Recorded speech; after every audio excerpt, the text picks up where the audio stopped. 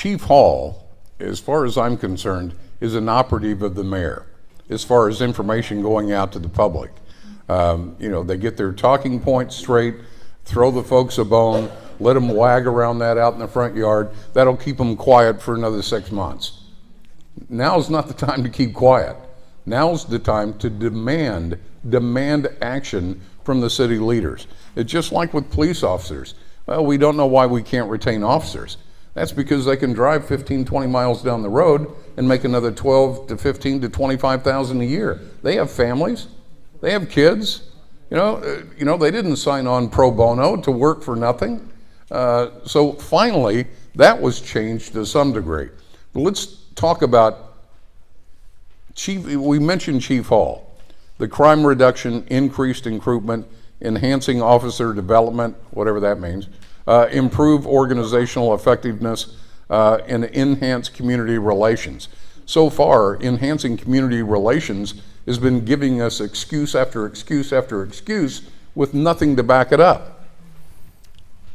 I want to make a point. Everything here, these 5 points have to be subsumed under Sir Robert Peel's 9 policing principles. The number 9 principle reads this way: you gauge the efficacy of a police department by the absence of crime, not by these 5 points.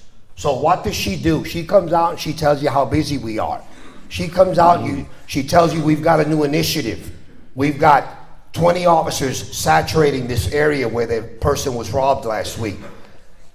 She tries to wow you with how busy we are, but she cannot provide you results.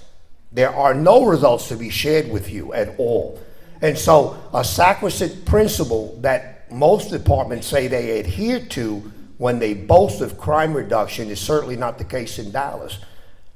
She can come out, and this bothers me, and I speak to it. Let's have a public relations gala, photo op, slices of pizza, cold drinks. Just don't call us when you need us because we're not coming. That's the reality, folks.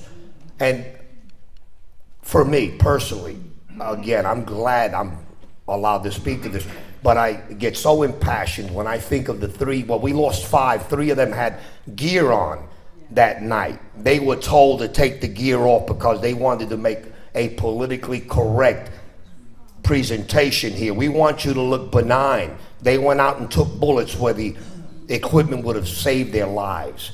And so when I say today the Dallas Police Department command staff has betrayed us, their silence makes them culpable in sending us out in the numbers they send us out in to be mauled and killed. That's not dramatic for me. That's real.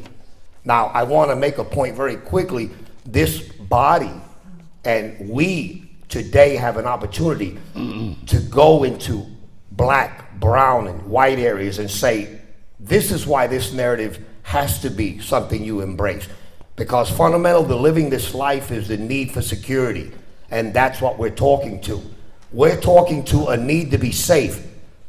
That's what this whole thing is about for me, and I believe for everyone here.